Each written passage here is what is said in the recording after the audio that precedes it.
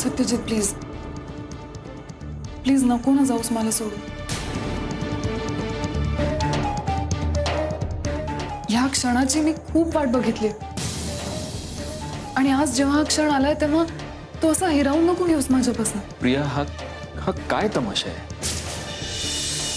हा तमाशा वाटतोय तुला? हो हा तमाशाच आहे. प्रिया तुला खूप चांगलं माहिती आहे माझ्या डोक्यावर सध्या किती टेन्शन्स आहेत आणि तू हे टेन्शन्स आहेत मला माहितीये, पण टेन्शन आहे म्हणून तू खायचं प्यायचं सोडलंस का? टेन्शन आहे म्हणून मित्राबरोबर दारू प्यायचं टाळलंस का? अरे मग मलाच का झडकारतोयस? Priya Priya please don't misunderstand. हे बघ मला तुझी साथ हवी आहे पण मंजिरीची जागा तुम्हाला नाही देऊ शकत, हो ना? मंजिरीचा काय संबंध आहे? तिचाच संबंध आहे इकडे. बघ ना तिचं नाव काढल्यावर तू कसा डिफेन्सिव्ह झालास ते. प्रिया बरं मी नाही काही बोलणार, मी काहीही बोलणार नाही, पण फक्त एकदा माझ्या डोक्यावर हात ठेवून खरं खरं सांग, सत्यजित तुझं माझ्यावर प्रेम आहे की नाही?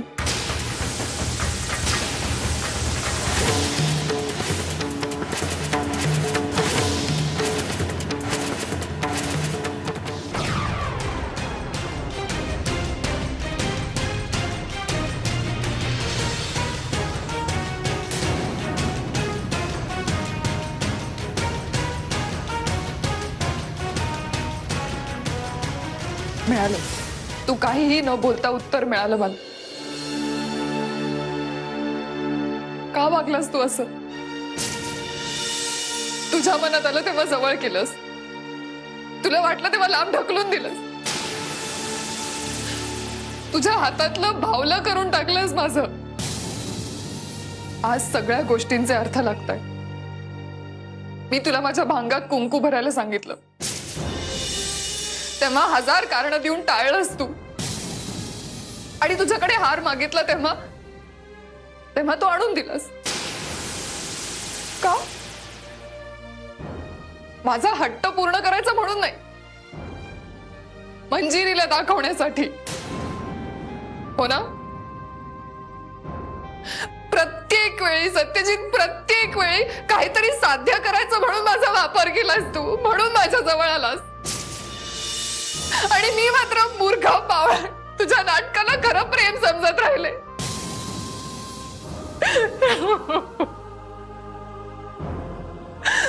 का केलंस तू असं?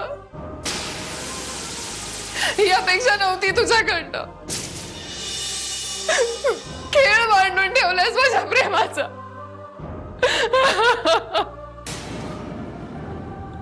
अपमान केलायस क्षणाक्षणाला, पावला पावलाला. माझा चेहरा विद्रूप करून मला म्हणाला होतास ना, हे बघ हे तुझं खरं रूप आहे. अरे तुझं तरी खरं रूप काय वेगळं आहे त्याच्यापेक्षा?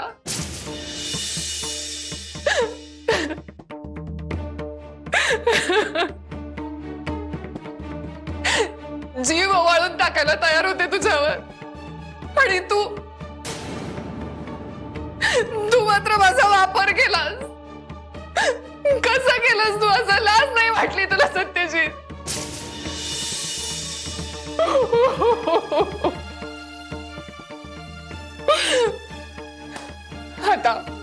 आता बास. यापुढे काहीही बोलायची गरज नाहीये. आणखीन अपमान सहन करण्याची ताकद नाहीये माझ्यात. नाहीये.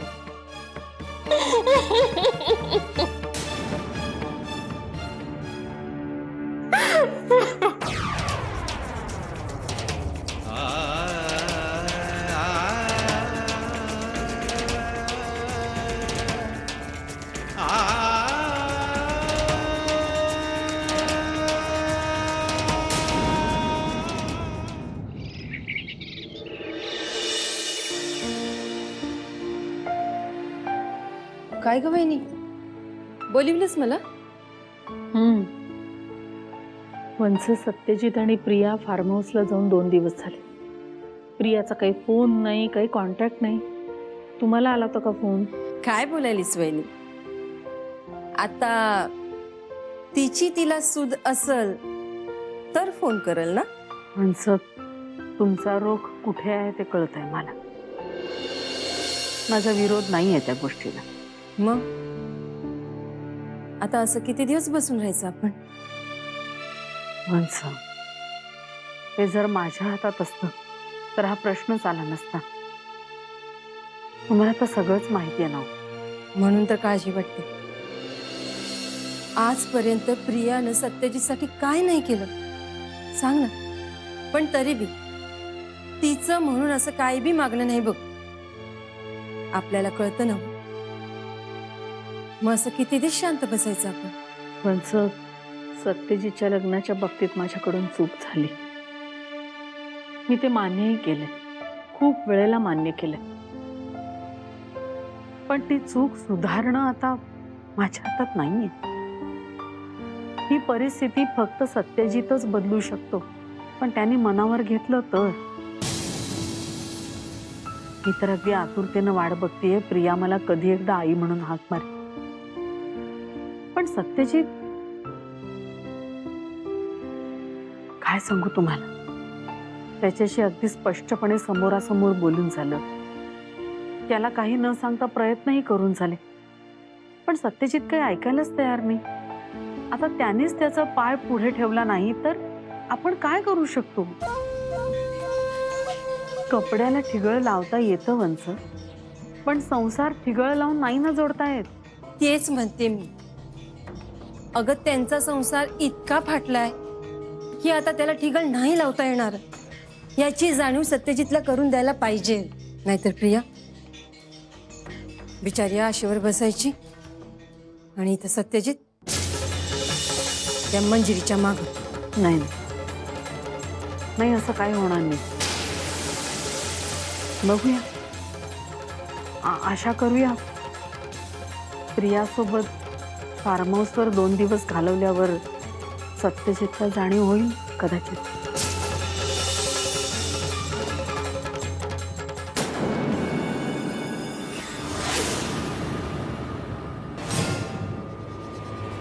प्रिया,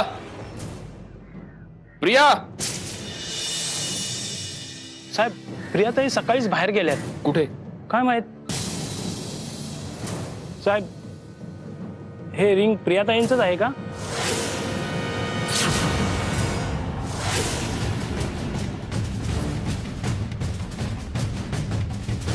हे कुठे सापडलं तुला? साहेब, सकाळी तळ्याच्या काठी सापडलं.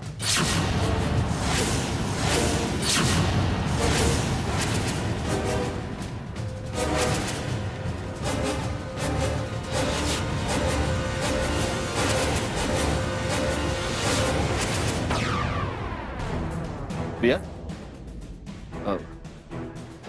तुम्ही गाडी साफ करून द्या. कुठे होतीस तू? तुला बाहेर जाताना सांगून जायची अक्कल नाही? हा, मी कुठे जावं आणि कुठे नाही हे ठरवण्या इतपत अक्कल आहे मला. मी कुठे जाते हे कोणाला सांगायला बांधील नाहीये मी. काय संबंध आहे कोणाशी? तुझा माझा काय संबंध आहे याच्याविषयी चर्चा नाही करत आहे मी. तू इथे माझ्या जबाबदारीवर आलेली आहेस आणि तुला असं अचानक नाहीसं झालेलं बघून घाबरलो मी. मी आता तुला शोधायला बाहेर पडत होतो. मला वाटलं तू जीव द्यायला गेले.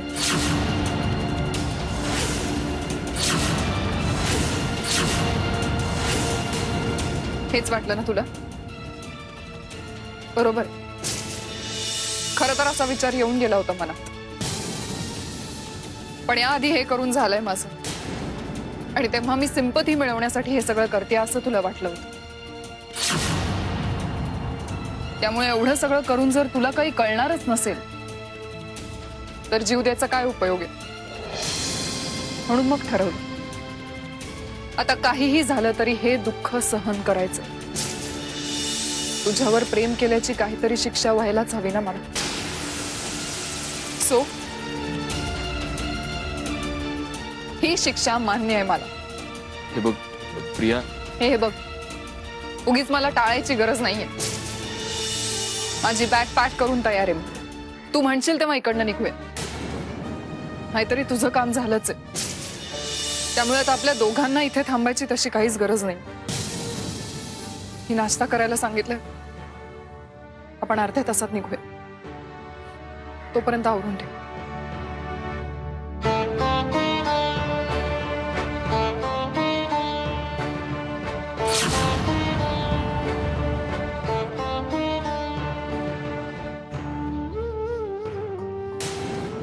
नयन तुम्हारे दर्पण मेरा,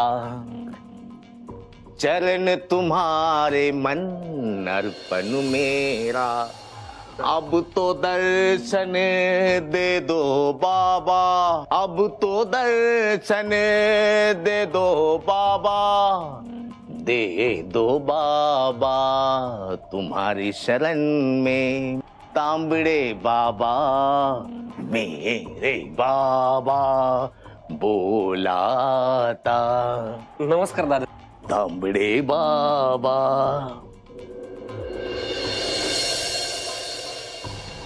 तुम्ही अर्जंटली बोलवलं म्हणून आलो होतो.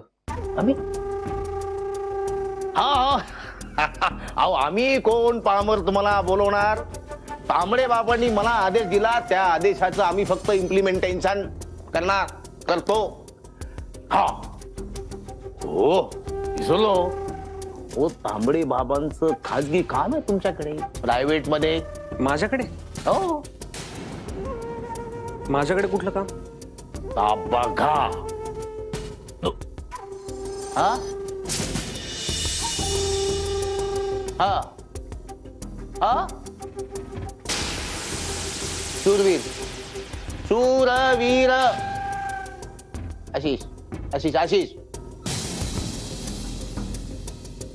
हा ठीक आहे, सांगतो. हा बर. बसाओ शूरवीर, उभे का तुम्ही.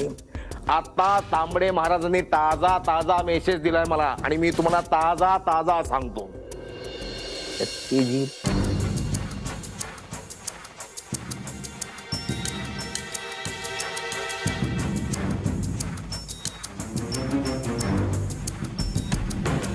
दादासाहेब काय बोलता तुम्ही. मला नाही जमणार हे. नाही जमणार, खरंच नाही जमणार. आपल्याला नाही आवडले, त्याला अजिबात नाही आवडले. काय वाटेल तांबडे बाबाला, काय वाटेल, काय तांबडे बाबाला काय वाटेल. मी काय तोंड दाखवू तांबडे बाबा, अजिबात नाही आवडला. तुम्हाला विनंती आहे, माझ्यासाठी सोडा, तांबडे बाबांसाठी हे काम करा. कसं आहे, तुम्ही एका पायावर उभे आहात. माणूस सदैव एका पायावर तयार पाहिजे ना. तुम्ही एका पायावर उभे आहात की नाही. हो, तुम्हाला एकाही पायावर उभा राहता येणार नाही. तांबडे बाबांच्या कृपेनं. म्हणजे बघा ना, शूरवीर आशिष महालक्ष्मी मंदिराच्या बाहेर आठाणे द्या कुणीतरी, आठाणे द्या असं म्हणत असला पाहणं किती वाईट. मला सोडा, तांबडे बाबाला काय वाटेल.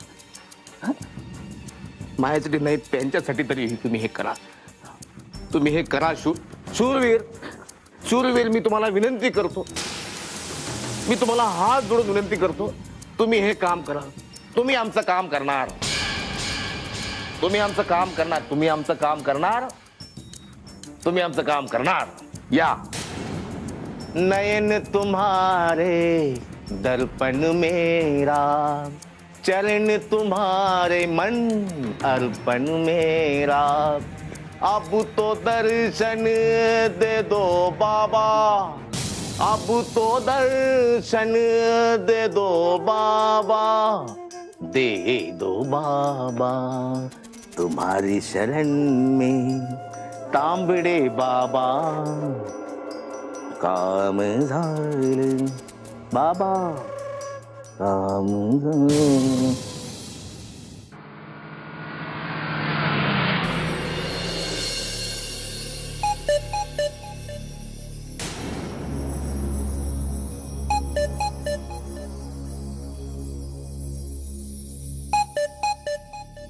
अहो तुम्ही एवढ्यात आलात सुद्धा? का यायला नको होतं? नाही तसं नाही. अहो काही प्रॉब्लेम तर नाही आहे ना? म्हणजे तुम्ही 2-3 दिवसांसाठी गेला होतात आणि तुम्ही लगेच परत आलात म्हणून विचारते मी. तुला नेमकं काय विचारायचंय मंजिरी? हे बघा तुम्ही प्लीज रागावू नका. मी बोलत नाही हवं तर मी शांत बसते. हा नाहीतरी सगळेच माझ्यावर उपकार करतात सध्या. तूही हा उपकार कर माझ्यावर. शांत बस.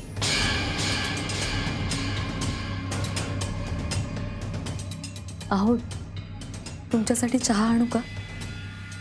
तू प्लीज हे सौजन्याचं नाटक बंद कर आता.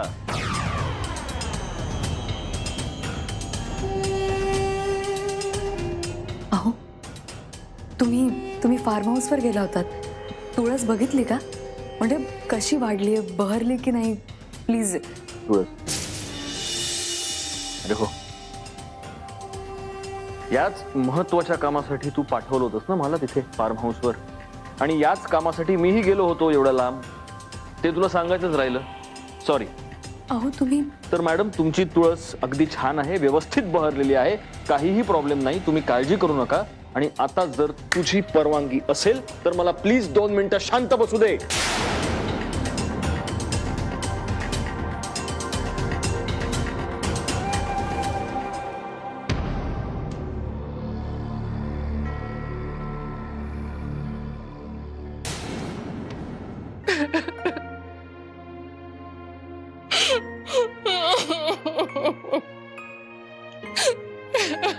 रिया, असं रडून काही होतंय का? हे बघ, अशी हारून जाऊ नकस. सत्यजित नक्की तुझा होईल. अगं आई अंबाबाई तुझ्या पिरमाची परीक्षा बघायली. आत्या मी तर त्याला आपलंच मानलंय, पण तोच मला आपलं मानायला तयारच नाहीये. का मला कळतच नाही आत्या. मला तर वाटतं मंजिरीनेच काहीतरी जादू केली. पण सत्यजित पण काय मूर्ख नाही. तो नक्की या समध्यातून बाहेर येईल बघ. आणि मग कुठं बी न जाता तुझ्याच कडे येईल, सांगते बघ मी. आत्या, माझ्या प्रेमाचा अपमान केला त्याने. मी नाही विसरू शकत हा अपमान. त्याने पुन्हा एकदा माझी जागा मला दाखवून दिली ना. नगन असा विचार करू. आता मी नाही जगू शकत त्याच्याशिवाय. पण त्याला जर माझी किंमत नसेल तर मी जगून काय करू? नाही जगायचं मला, नाही जगायचं. अगं प्रिया, काय बोलतेस हे बघ, तू जर असं बोलणार असेल ना तर मी तुझ्याशी अजिबात बोलणार नाही, आधीच सांगून ठेवते. वहिनी ये की.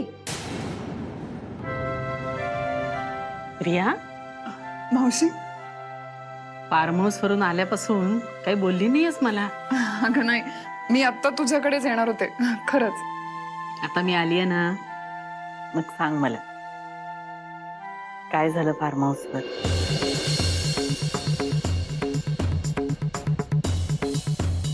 नाही म्हणजे सत्यजित बरोबर ट्रिपला गेल्यानंतर आम्हाला विसरायलाच पाहिजे असं नाही काही.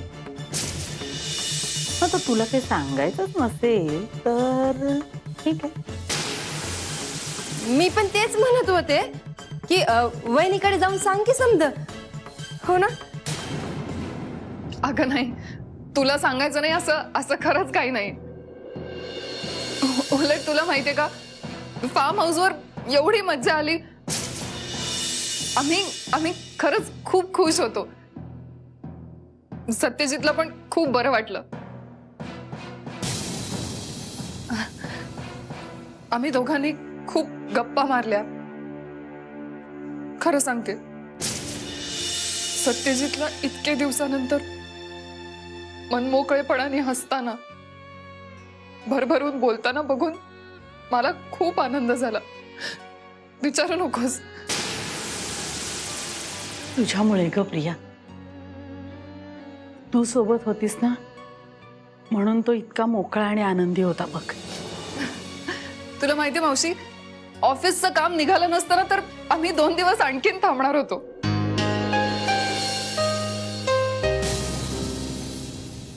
प्रिया, मला एक वचन देशील? माझ्या सत्यजितला असंच आनंदात ठेव. खुश ठेव. ठेवशील ना?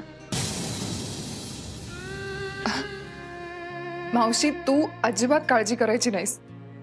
मी आहे ना. आत्ता माझ्या जीवात जेवायला.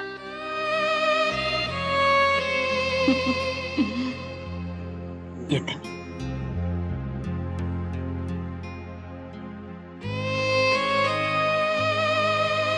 का ग? का खोटं बोलीस वहिनीशी? अगं समज सांगून टाकायचं होतंच ना तिला की फार्म हाऊस वर काय घडलं ते. सत्यजितने तुझा कसा अपमान केला तो. अगं समज खरं खरं सांगायचं होतंस म्हणजे वहिनीनी मंजिरीला चांगला धडा शिकवला असता. सत्यजितच्या इच्छेविरुद्ध मावशी तरी काय करणार होती, पण जे प्रत्यक्षात घडलं नाही ते मावशीला सांगताना काही क्षण तरी का होईना सत्यजितचं प्रेम मिळाल्याच्या आनंदात जगता आलं मला. काही क्षण तरी आनंद मिळाला बस. कधी कधी ना प्रिया, तू काय आहेस काय नाही हे कळतच नाही बघ.